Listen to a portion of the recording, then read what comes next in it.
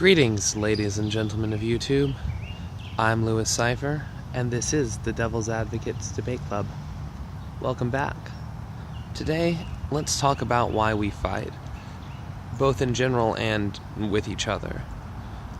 Now, of course, fights can break out about anything from the petty to the extreme, but I'm talking about the type of political warfare, almost, that takes place online. Tim Pool, who some of you may not like, but is a journalist with more viewers than CNN or I believe MSNBC on his daily YouTube videos. So you can call him just some guy on YouTube if you want, but he's becoming more and more the mainstream. And he believes that we are in kind of a second civil war, that this one just isn't being fought with troops, it's being fought with technology and with words online. So let's talk about why we fight. We fight, in this sense, because we have morals and values which often differ with one another. Now, when I was growing up, being raised mostly on the left, I was led to believe that the right was evil. Sometimes told outright that Republicans were evil by people I knew on the left. I grew up in a very blue area, shall we say. And I had, for many years, believed it. I always considered myself center-left because, well, understanding how a political compass works, it's not just about your feelings. It's not just because, oh, I feel these people are evil, so I wouldn't want to be associated with them. It's really about what your values are and how you feel about different issues. I think a lot of people who consider themselves to be solidly on the left would find themselves a little bit more moderately towards the center if they took a reasonable political compass test. But I think they like to feel morally superior to those on the right, who, of course, have not necessarily the monopoly on religion, but certainly the majority, which is where the right reaches for their moral superiority. And it really just comes out to a different sense of morals and values. But when I was young, I was taught a lot of the time that people on the right, especially, capitalistic businessmen, were just evil, looking out for themselves, that they didn't have a moral foundation. And while that might be true of a few people here and there, for the most part, as I grow older, I find it just not to be the case. I find that both sides are rooted in morals. And when I was younger, I was always on the center left on political compass tests when I took them. And also kind of morally considered myself to be just left of center. It's weird to explain this now, as I never really thought of it that way, but enough people around me talked about these things in emotional terms that sometimes I would as well growing up. Anyway, as I came to realize that the Republicans and the right weren't just selfish, evil pricks looking out for themselves, or dumb rednecks who didn't know any better than to vote for things that were against their own interests. What I'd been taught growing up. Once I realized that wasn't really the case, I started looking a bit more seriously into some of their political views that I'd been adverse to on more of an emotional level. And while I didn't change my opinions on many, because my moral foundation from a very, very young age has been very, very much liberalism, which is hard to shake once it's gotten its roots in you, much like a lot of other ideologies. Anyway, a few of my beliefs did shift to the right. meaning that when I took the same political compass test that always put me center of left, I now find myself basically dead even in the center. Now, the moral foundations you find on the left often come from caring about people. And when I was younger, it was generally about caring about people as individuals, something which I very strongly and firmly morally believe in. But as I've grown up, it's become more and more in the media on the left, and especially on social media, not necessarily in the mainstream Democratic voting base, but within a certain vocal minority, shall we say, it's become more about caring about groups of people over people as individuals. The Republicans, on the other hand, or not necessarily just the Republicans, but the right, has taken a little bit of the opposite approach. Now, when I was younger, for a while, I lost my religion when I read the Bible and found contradictions which I just couldn't abide, and spent years looking for another one and looking into religions, and then for a while became something close to a Dawkins Hitchens atheist. I kind of found their rhetoric to be a bit extreme for me when I got around to much of it, but I got to a point where when I met religious people, I would often do my best to convert them, considering it best for them and religion to be basically evil.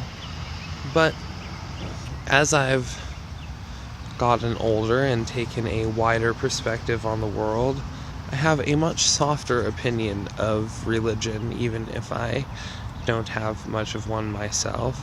I would consider myself more spiritual. It's not that I don't have beliefs, it's that I'm an atheist agnostic whose tendencies don't fit with any set of religious practices, other than, I suppose, my own. Anyway, though, religions certainly have held an important place in society and in the structure of society as it's been built. I definitely think that as science solves more and more of life's mysteries, religion is less needed, but it also just provides a comfort for people, which, as things become in some ways more and more unsure socially, as, recent polls show a large number of working men are unwilling to work with women in one-on-one scenarios for fear of the Me Too movement, and as social media continues to section people off into echo chambers and, in my humble opinion, radicalize them, we still need things to provide that comfort. The left finds it in their emotions, essentially in feeling superior because they care a lot. It's not that the right doesn't care, it's that the left makes almost a hobby of caring. That's why it's become less about the individuals and more about the groups, is because when you're an emotion junkie like that, you just have to keep reaching for that high, and that leads you to, trying new things, essentially. It's just like when you're dating someone, eventually the quote-unquote honeymoon phase wears off and everything tones down, which often leads to breakups and people who are still looking for that constant spark. Now, it's not that some people haven't achieved it, but it's incredibly rare. For the most part, the spark dies, and, you have to find other reasons to want to be with each other, or you move on to somebody else and start that spark again. Well, that's what caring about individuals is to that vocal minority of the left, the social justice warriors, the activists who have taken quite a hold in media. It's why CNN and MSNBC's ratings are dying. They have listened to a vocal minority of people, and so a lot of people just don't watch them because their rhetoric has become increasingly extreme through the last few years.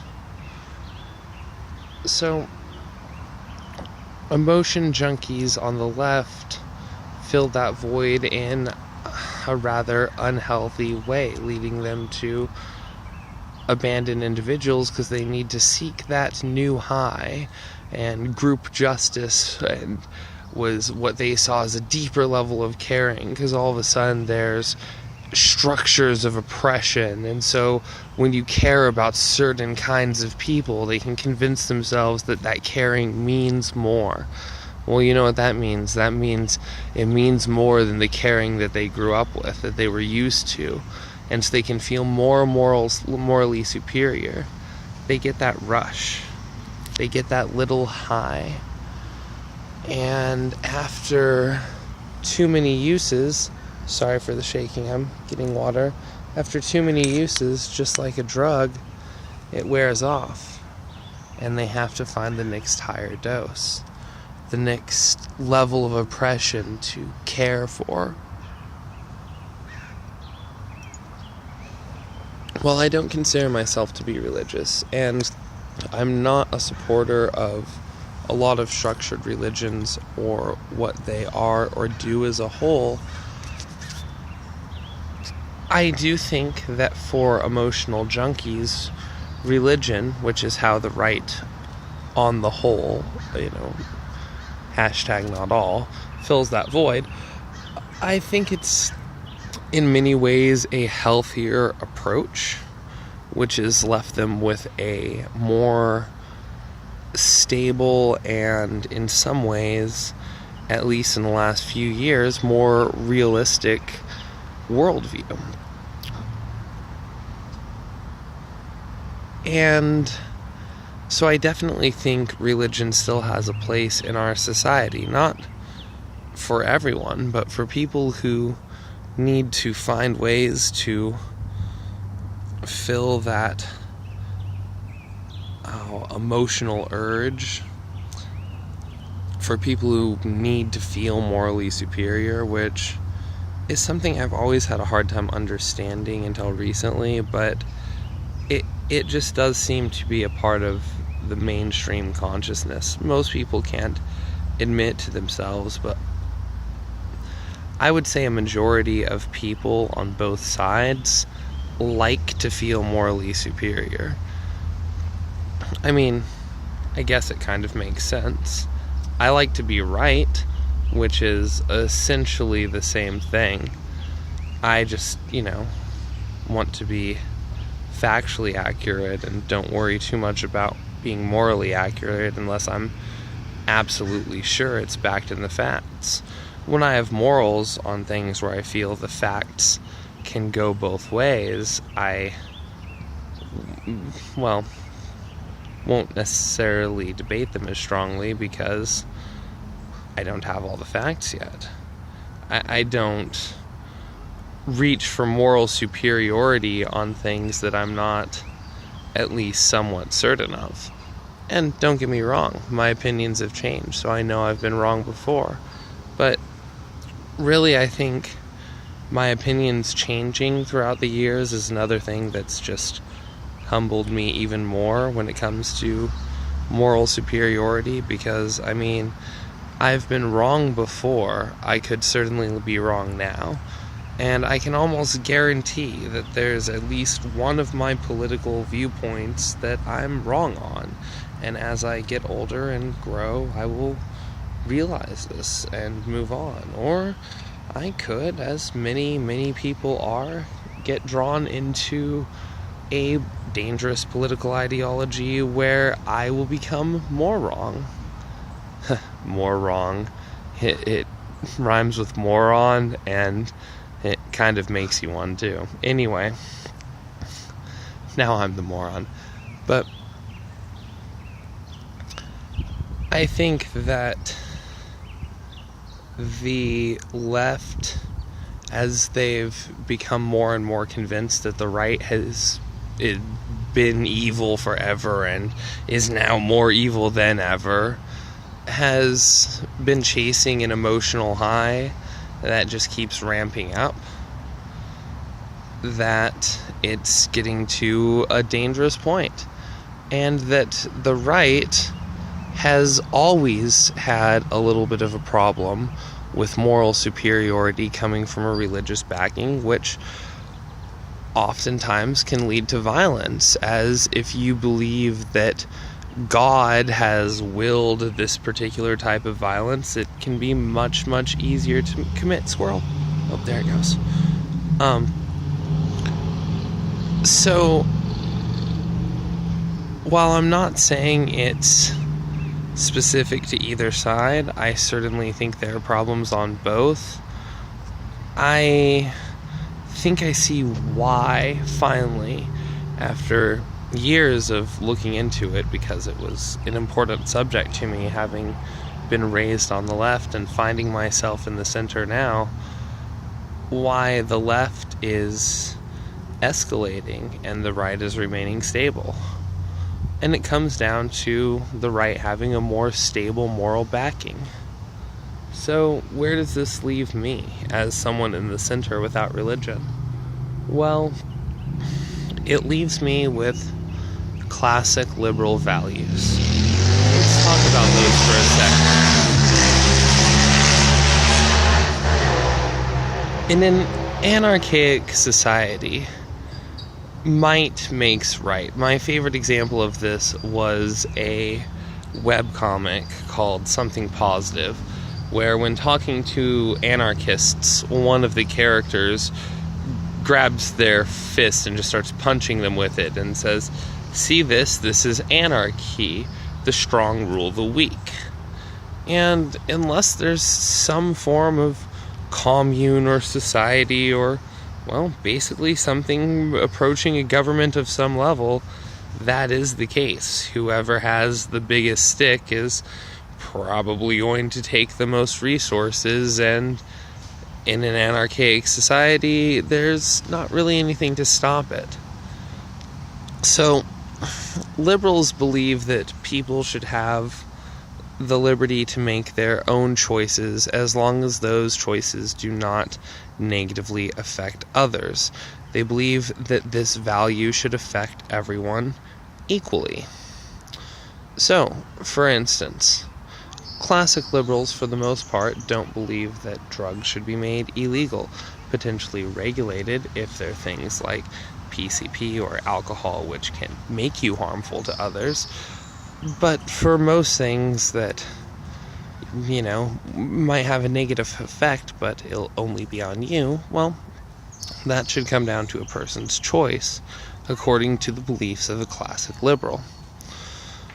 This also means that, well, guns. You should definitely have a right to defend yourself, and since criminals aren't going to follow the gun laws, and guns are these days fairly easy to make at home. I mean, not that simple, but if someone's really determined, they're probably going to be able to make a gun.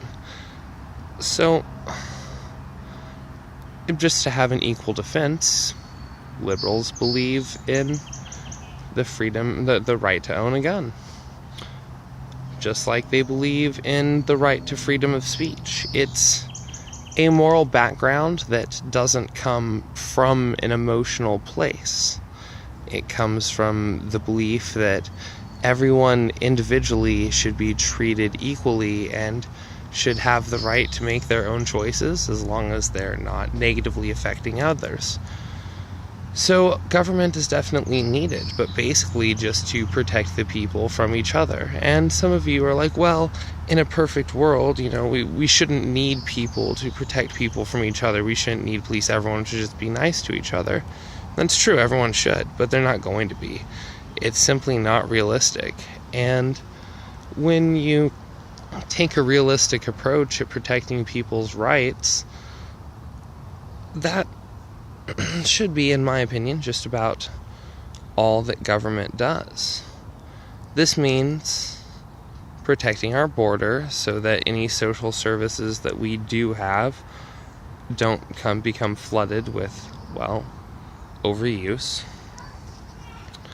This means not spending us into a deficit, but taxing the people enough to provide the social services that actually protect our liberties. These are mainly police, and I will also argue that in order to help a nation develop, education is something that can be paid for, but that takes it actually a step beyond rights. That's one of my beliefs that is not purely classic liberal. It's just something that I believe is important. Now I'm rambling a little bit, but I've heard it said that people without a religious background don't have morals because, without God telling you what to believe, how would you know what was right or wrong? And all kinds of ridiculous arguments. And I've heard people on the left argue that people on the right are just evil, selfish, corporate, greedy, jerks. And I don't think it's true. I think most people have a solid moral backing of some kind that they conflict, that they don't always come from places that people understand, and that they can be tinged by emotion and dangerous, but that really we should all try to understand each other a little bit more. I know it's something I've said a lot, and it's something that I believe